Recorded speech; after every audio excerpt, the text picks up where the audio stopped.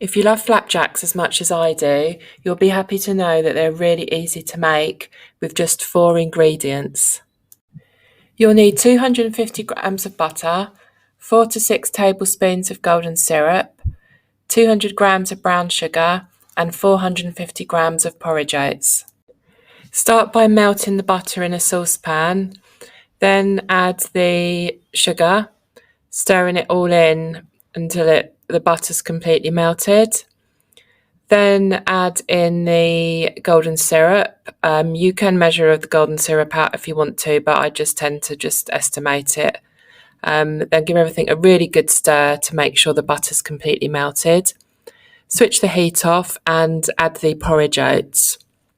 Stir the porridge oats round until they're completely coated in all of the mixture. If you have a moment, I'd really appreciate it if you could like this video and subscribe to my channel down below.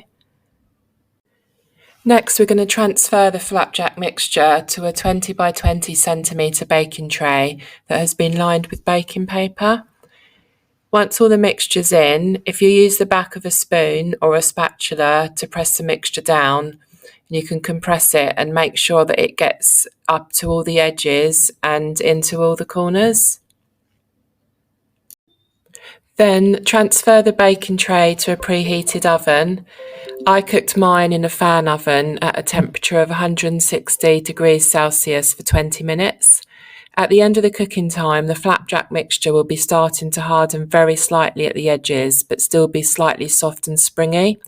It will harden up some more when you remove it from the oven, so do take it out at this point.